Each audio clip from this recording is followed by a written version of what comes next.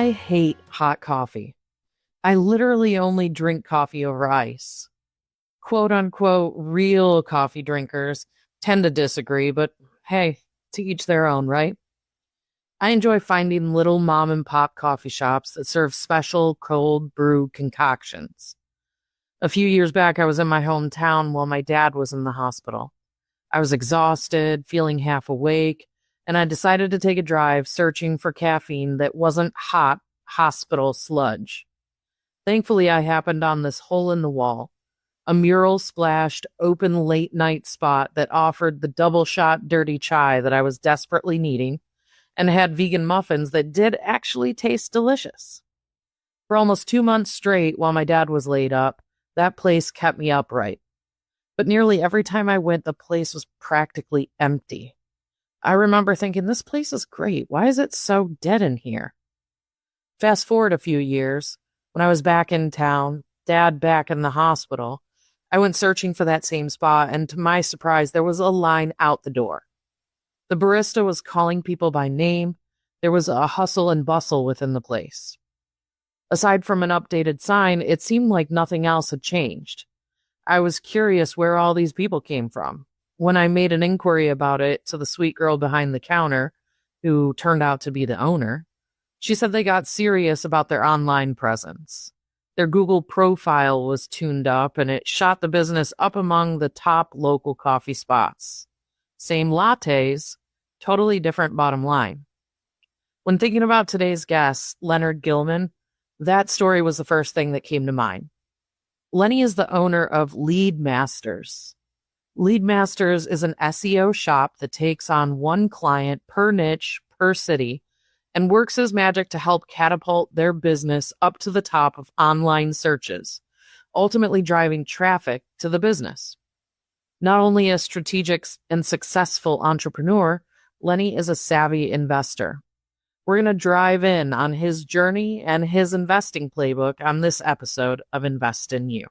My name's Dina Glasgow. I want the discussion of money, financial literacy, and the creation of generational wealth to be less taboo. My hope is to help people break down the barrier walls they use as a defense mechanism when asked to talk about their finances. For people to understand they don't need millions or even thousands to begin making their way to financial freedom, as well as offer insight and opportunities that are out there to take action to find their version of success and path to wealth. Because there's not one way to success. We simply have to find your way to success. They say it takes a village to raise a child, so why go solo with your finances? Thank you so much for being here with me today, Lenny. I'm excited to talk to you. Yeah, thank you for having me. Absolutely. If you would, I really just want to kind of start out with the journey for you, because I know that you've had so many different hats over the years. So if you would just give the listeners just a brief synopsis of how you got where you are today. Okay. Well, when I graduated college, I actually had a TV and film production degree. So I started by trying to get a job in that field, thinking I could stay here in St. Petersburg. That quickly proved to be a difficult task. So I was just looking for a job at this point. The TV and film production, if you were working for the news here, it was very low pay to start out. It was full time. They could call you in the middle of the night to go film a fire. You were just always on call. So I happened into Franklin Templeton because I saw they had a sign out. They were hiring. I was on my way to another job interview, and I just happened in there. And that was really the most fortunate thing I've ever done. That was just happenstance. So I got there pretty quickly, got my Series 6 securities license, and started to learn the path to intelligent finance and really paying yourself first, making sure that you're investing a portion of your money, because when you're first starting out, you need all that money.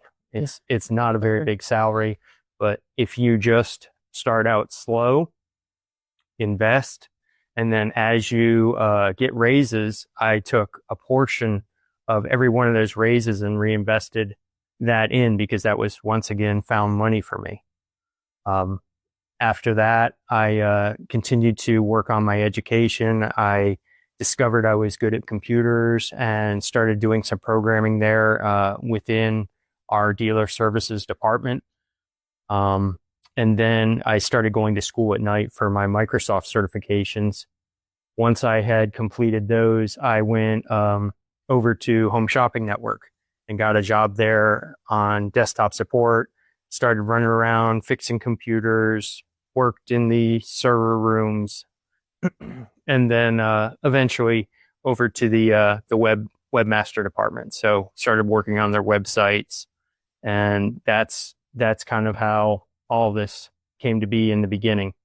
That's cool. So you went from film and video to finance to computers and kind of just melded it all together, really. Right. It's like, right. And the beauty of the TV and film production is that I still use some of those techniques and some of the knowledge that I learned there in website creation.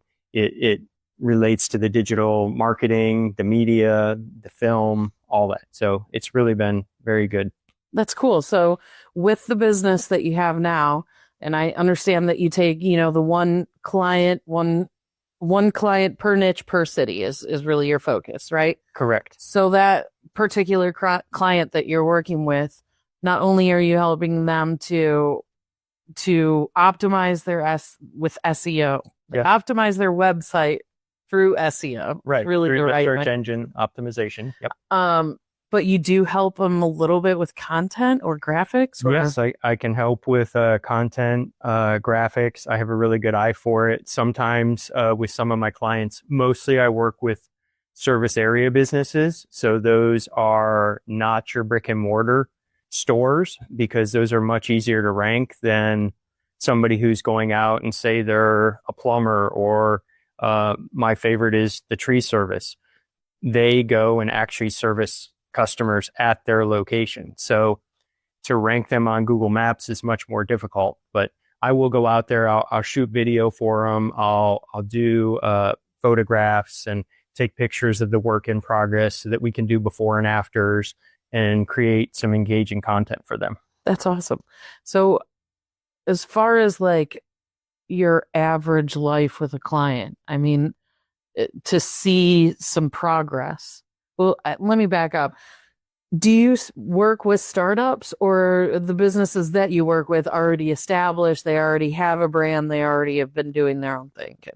So actually, my favorite is to work with startups who are in the very early stages of creating the business, because we can optimize everything right from the beginning. There's a lot of questions you can ask early that will help them get a good foot, going forward. So they'll have a strong leg to stand on, and that helps them throughout the life of their business. It just makes everything so much easier. And so the clients that you work with, what's like the average time frame that you've been working with your clients, do you think? Well, some of the early ones, I had a tree service back in the day. That's why I really like that industry. But some of the early ones have been with me going on almost 6 years now. Nice. Yeah. So you owned a tree service business too. I ran a big tree service for about 12 and a half years. How'd you even find the time? You went from school to... Yeah, it was, I became a little bit disillusioned with corporate IT, we'll call it. Yeah. And it was a constant rotation of going through certifications, taking all these tests, and then those certifications would stay active for 3 years maybe. And so you're starting once again with the Microsoft certification that I got, the MCSE. It was 8 tests, and back in the day they were like our St. Petersburg Yellow Pages. So each of the books was a lot. Yeah. So that business, how long did you have that business for, the tree service? The tree service? Yeah. About 12 and a half years I ran it. Okay. And then I sold that because, I just got tired of it wasn't something I could do myself. So I was always relying on a lot of people to make sure the jobs went off correctly. Mm-hmm. And some of those people had their own agendas. Yeah. Sometimes managing people isn't always the easiest. It's not my forte. I will say that. So when you sold it, if you don't mind me asking, was it like a one-time sale, cash sale, you were in and out, or did you offer some opportunity for the new owner to do some financing with you, or how did you set that up? It was pretty much a one-time cash deal. Mm-hmm. I gave it to him at a discount. I had just got a really big contract with an individual actually for their property for the next year, and it was a 20-acre property with. He had spent well over $1 million just planting trees on the property. So it was an extensive contract. We were there about 6 months before I sold the business. Nice. And it was a bit of a drive. So it was about an hour and 15 minutes each way. But they had substantial work to continue on. And yes, that's great. That's great. So coming back to Lead Masters, were you doing Lead Masters during that transition? So that's when I started to learn about the SEO, the whole game of SEO as it is during the time when I was trying to get my marketing up and my phone ringing, because when I started, it was Yellow Pages. You did your website, you did a few things, you'd door knock, you'd hang flyers. It was kind of a nightmare to keep consistent business coming in. Mm-hmm. And so it was self-taught more or less. Self-taught, yep. And then it just kind of snowballed for you and you saw the perks. And it did. Yeah. I started outranking a lot of the much bigger tree services here in St. Pete. And so I would get a lot of questions from them when I would see them like at the dump or whatever. Yeah. We'd see each other out and they're like, how the heck are you, right, outranking us on the maps? And we've been established here for 20, 30 years. And so you're like, I'm just that great. Well, no.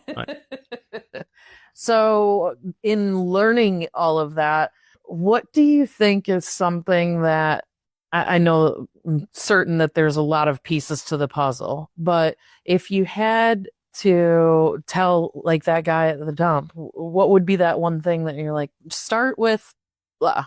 Yeah, as long as they weren't my competitor, I would tell them to, right now, today, the very best thing you can do is focus on the map pack. And so in order to do that, the single greatest action you can have is just to be consistent with getting your reviews from your clients, because Google geolocates them.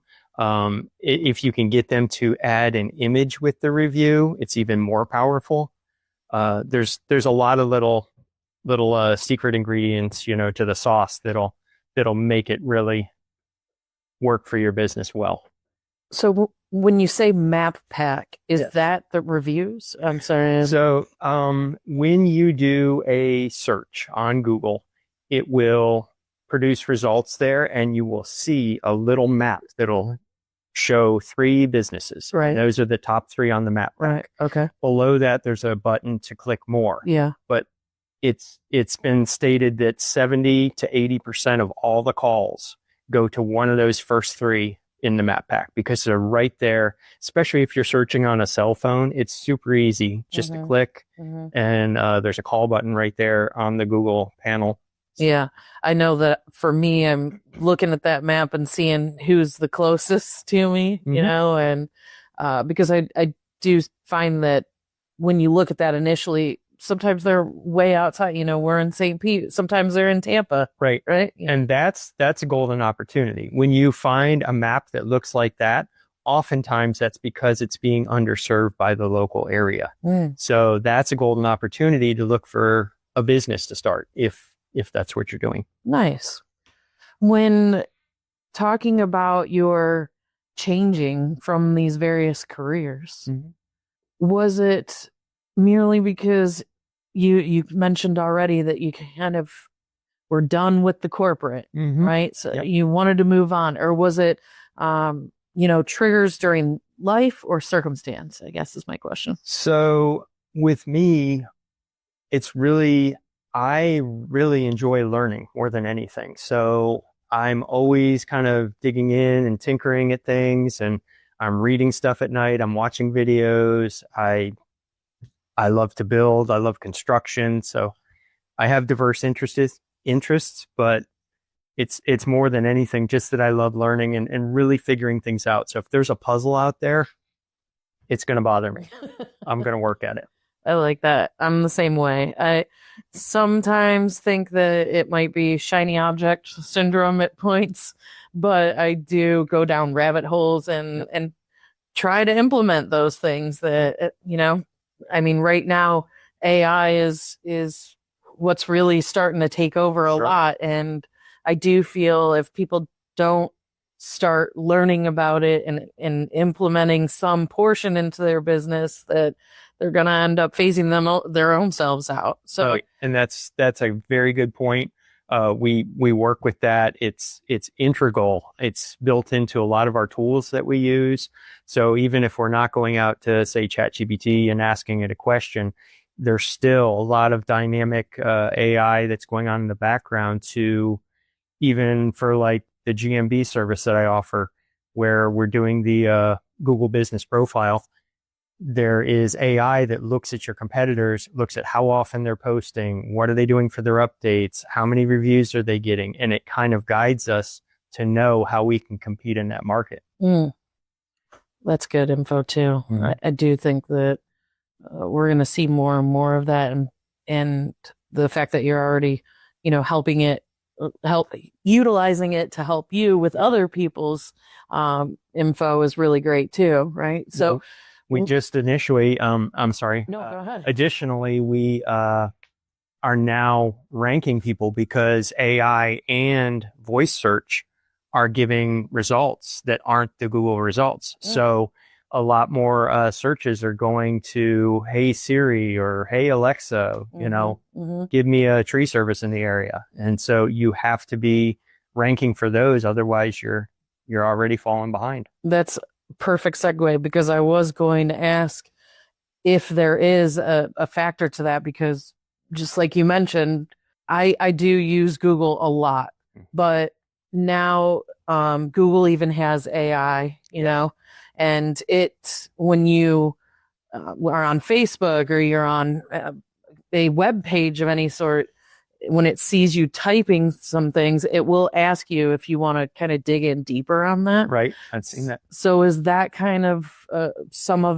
would you utilize that to kind of help boost the SEO stuff? Yes. So that's exactly right. We have to do certain things to get your site to be presented as a possible result in AI. And from there, you'll be at the front of the pack again. So otherwise, you'll just get passed over. Exactly. The thing that's happening that's interesting is one of the metrics that Google looks at is click-through rate. So if you do a search in the browser and it brings back 5 results, and AI now is at the top of it, so none of those results are oftentimes getting clicked. Before, it would look at, okay, you're the number 1 spot. How many times are you getting clicked through as a result? And that was tracked. And then the time on your page, once they got to your website, did they immediately bounce out and leave? Or did they spend time on your page? So the time on your page counted. And then if they bounced out and went back and did another search or went to the next result, that was like a downvote for your site. So you didn't answer their query, so they went somewhere else and continued to look. So Google takes all this into account, and it's really it's a puzzle. Yeah, it is. It's a puzzle. So wild. When you see on Google pages and you see at the top where it says sponsored next to businesses. Yep. I tend to scroll right past those. Right. But isn't the goal to try and be one of those? I mean, what's I don't know if there's metrics behind that. So the sponsored results are the pay-per-click. So that is when you run Google Ads, Okay. those are the sponsored results. Okay. Now there's a new way to do that, and it's called local service ads, and you have to get background checked. I just did it with one of my clients. It's an involved process, but they verify your employees' backgrounds. They verify your business licenses, your insurance, all this other. But then you'll get a Google Guarantee designation.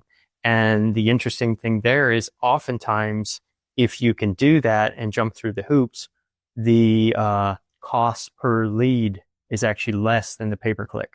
Because the pay-per-click, you might get 5 or 6 clicks and they'll go to your website, but maybe you get one call out of that. And this way, if you don't get a call or whatever else, Google's like watching in the background what happens when they recommend one of these Google guaranteed businesses. And so all you have to do is hit a button and qualify it as not a lead, and they will take it off of your account so that you're not paying for that lead. So to actually get a job out of it is cheaper than with pay-per-click. Do they note it? Because I don't know that I've ever seen. I know that I've recognized sponsored, but do they say Google guaranteed, or how do they rate do? it? It's mostly service businesses. So it's mostly like plumbers and, paving companies, concrete, things of that nature. Hey, business owners. Got a blog but no time for a podcast? The Blogcast by Name and Creative transforms your written content into a dynamic, listenable experience without the hassle or high costs of traditional podcasting. Your words, your message, our audio expertise, bringing your brand to life in the podcast world. Turn your blog into a powerful marketing tool today by visiting nameandcreative.com to get started. Well, that's good for when you are vetting companies to use, right? So to know that their employees have been looked at, that they should be licensed and insured and things like that. That's really good to know. Yep. When you think about success and as well as failures for clients that you've ran into, what have you seen, if there is a common thread as far as failures that businesses have tried? So the failures that I've seen are mostly if people just wait too long. If you're on your last $100 and this is a Hail Mary, it's probably not going to have the time to help you. You need to start this sooner and make this a part of your budget. That's probably the best I can tell you. For let's say you said service business, so we'll say plumber, right? For a plumber listening right now, what would be their, obviously we just mentioned time, you need time to do this. But if they were thinking of a cheaper way, if they wanted to do this, they didn't have the money to really buy your services right now, but they wanted to start somewhere. What might be that cheapest thing for them to start bumping their ranking? Working on reviews or? Yeah, working on reviews is really the biggest signal, because that's an engagement signal for Google that you're an active business, you're out there, you're satisfying customers, you're doing jobs. It's difficult to get reviews oftentimes. It seems like for some of my service businesses, if we try and get reviews, it's maybe 1 in 5 that'll actually leave a review. So oftentimes you need to ask more than you think to get them. The other thing you want to do is just look at your profile. Is your profile newer? Do you have few reviews? And if that's the case, you never want to send out a mass email to your past customers. You want to sprinkle them in. So I would, no more than 1 a week, something like that. If you all of a sudden get 10 reviews and you've got 5 reviews on your site, they're going to be all just kicked back out by Google as being bought or fake or whatever. They're really cracking down on that. So that's really good info too. We are working on my wife's site for her dog walking, pet sitting, grooming business and everything. And she's had it a long time. the business, and she, comes highly recommended. But there is a section I said we have to start getting Google reviews out because they're old, they're dated, Right. and people tend to utilize social media and put the reviews there, but not on Google, Right. so. Well, if you link your profiles, so within your Google Business panel, you can link your different social profiles. And then once those are associated with your Google account, Google will pull in your other review counts from Facebook and other places, Trustpilot's one, Yelp, but they'll pull those in. Oh, I did not know that. Mm-hmm. So much, right? There's It's so one many thing facets. to run the business, but then to do everything else to help with lead generation and with keeping your business at the forefront of people's minds is a separate running of a business, right? It is. Yep. So if someone gives themselves an hour or weekend to boost their visibility, it would be that, right? It would be trickling out some requests for reviews and making that maybe just the once a week drip that you send out to people. And then the other thing they can do is actually post an update to their Google review or their Google profile. And they can do before and after pictures of a job. They can even put small video snippets up there. All those things really help with engagement. That's the other great. thing is you want to respond to your reviews. A customer's nice enough to leave you a review on your site. You want to make sure that you go in and respond to that in some manner, even if it's negative. You want to respond and try and address the situation, offer to have them call your company or send you an email. The one thing you don't want to do is kind of leave those sitting by themselves because it looks like bad customer service. Never even really thought about that either. The opportunities with a business and starting your business up from scratch. I mean, you already had a little bit of knowledge going into this business already for yourself. Right. I'm kind of pivoting back to where you were on the tree side of things. Sure. Yep. When you handed that business over, had you already done your optimization on it and things, or was that still? So what ended up happening with him was he bought it, but he bought it for down south. So he just took all the equipment and went down south. He never took the phone number, didn't take the website address because he wasn't going to service any clients up here.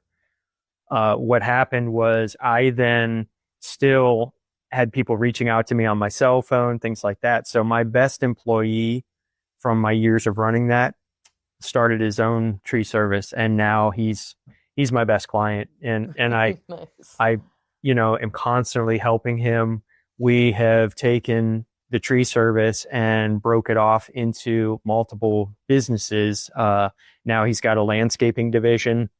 He has a paver and hardscaping division, so that we can target each one of these on Google separately. So he now has all these different businesses that are all flourishing.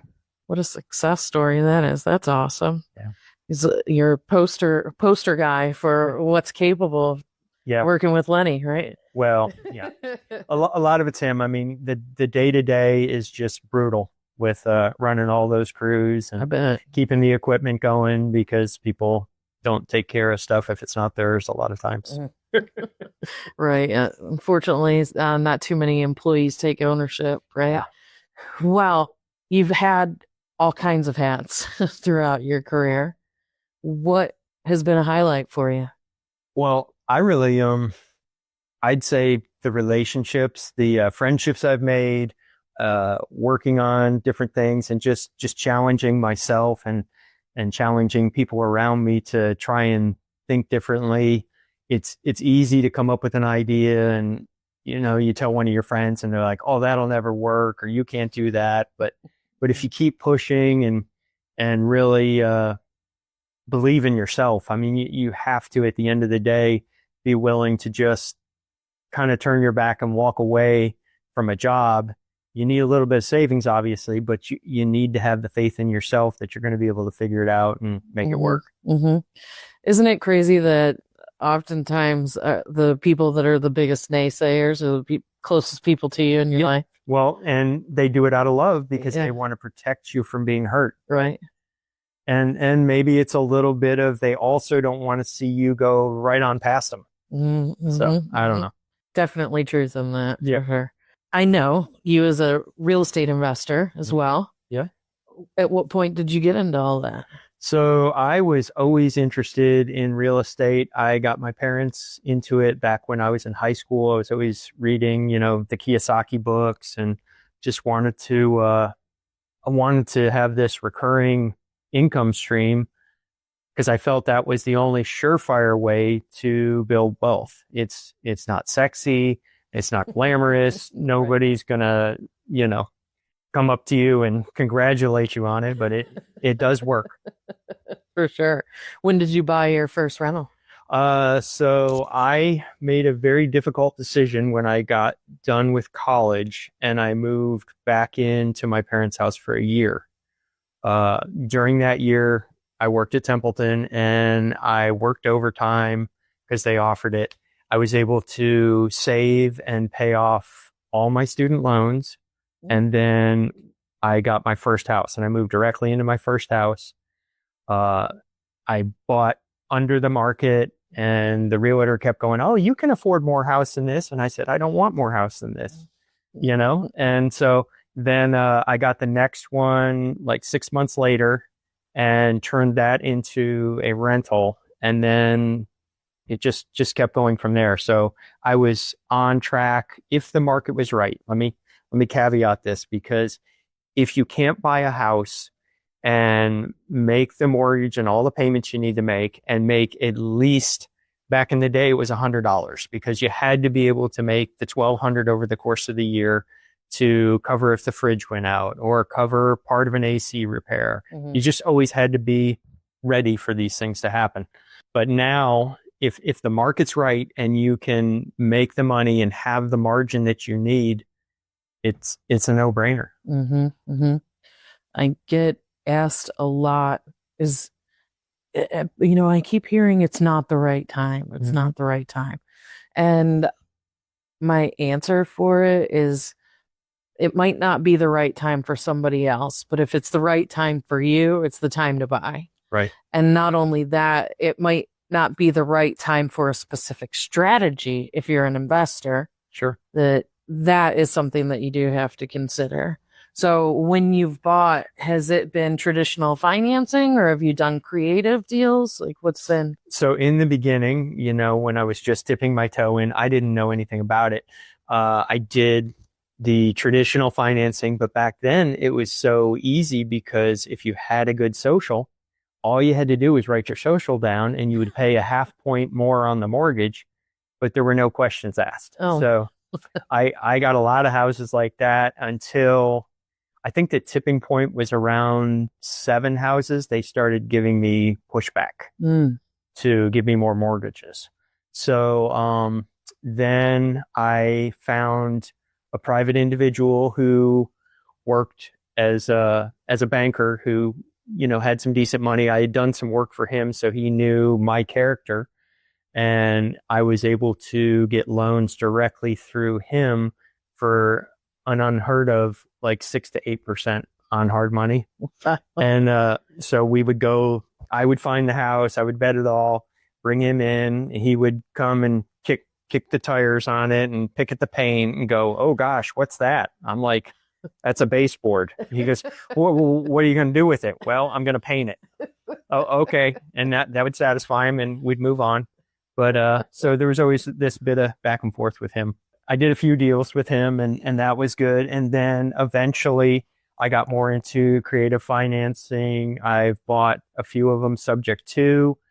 I've bought a few of them where I've got the owners to hold paper because they were already out of the house. The house is paid off. And now, you can get a 5-year balloon mortgage or something with them where you're making some payments while you're getting it fixed up, because most of the houses I buy were stinkers. Yeah. And they wouldn't qualify for a mortgage because if you have a bad roof or you have anything else, all this has to be done and up to par before they'll write a mortgage for you. Right. Right. Mm-hmm. Is that self-taught stuff too? I mean, Oh, yeah. did you? So yeah, my dad was he taught wood shop, metal shop, and print shop. So he taught me a lot of skills. He was an ace mechanic, and so he taught me about cars. And I've always just kind of fixed my own stuff and keep learning as I go. That's awesome. Mm-hmm. As a trade person, what part do you love to do? What part do you hate to do?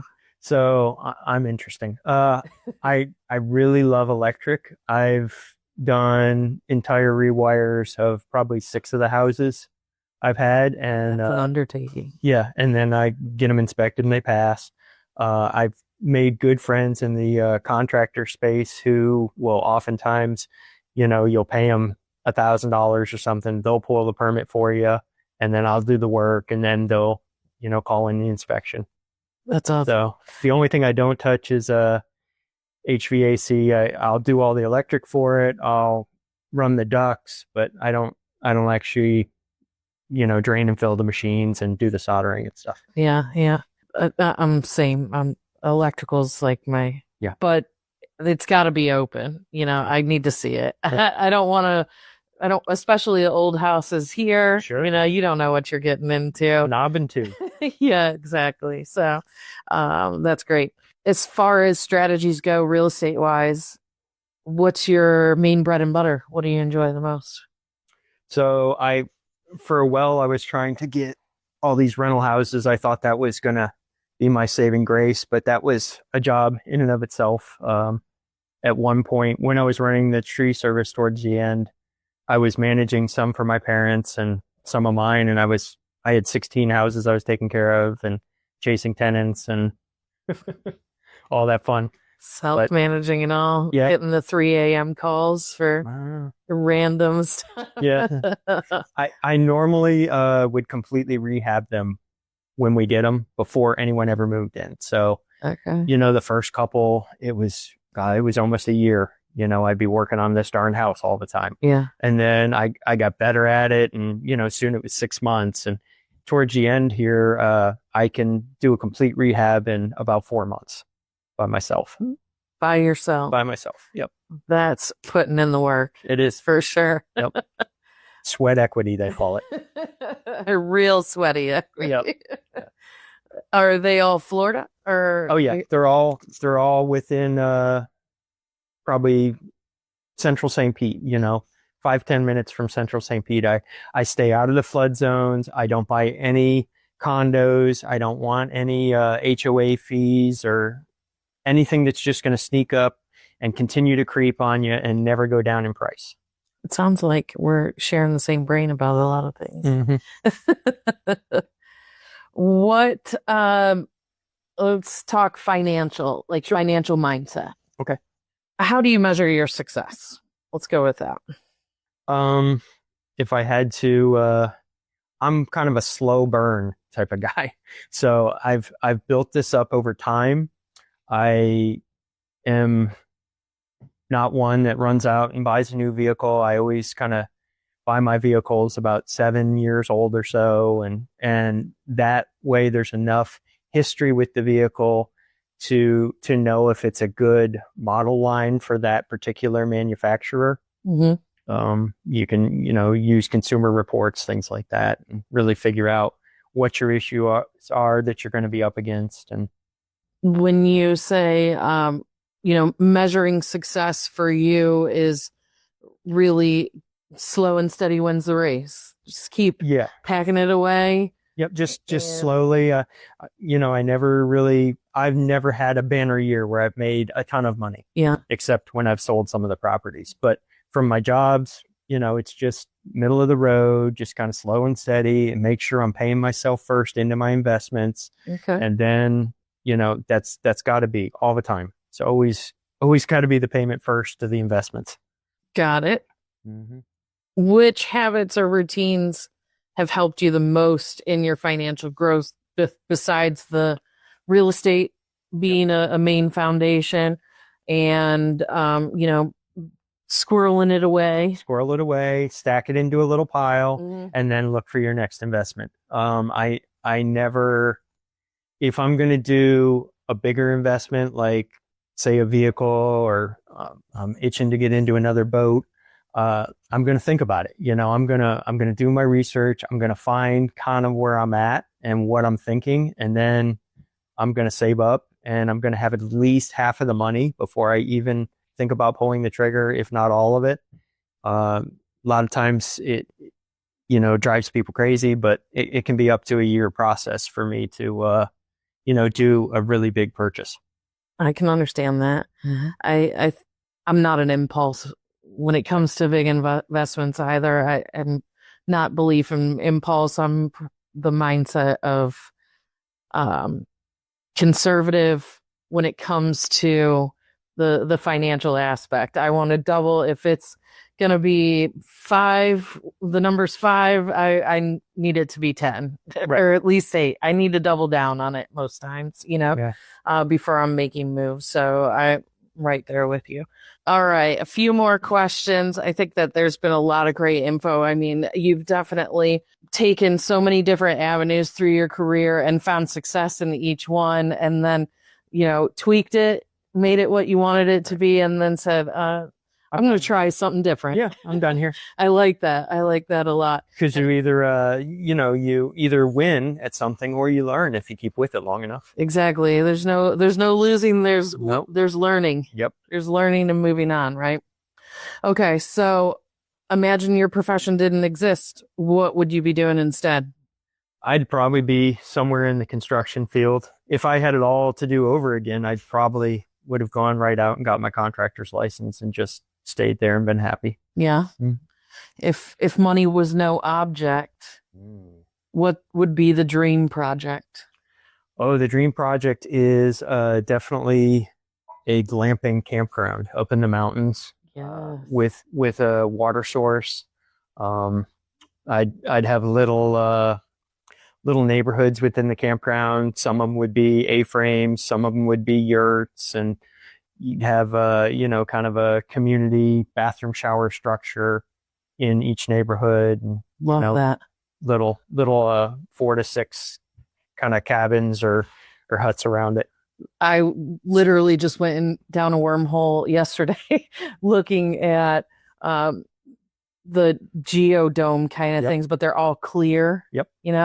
And they're not expensive. Right. And take no time to set up from it. Mm-hmm. But yeah, that would be awesome, especially in a scenic area where you got the views and the weather. Right. It's awesome. I love that. And there's something about being out in nature that's just so recharging. For sure. Side note, what in St. Pete, where's your favorite beach? I used to spend a lot of time at either Sunset or Upham, either side of that pass. Mm-hmm. So growing up.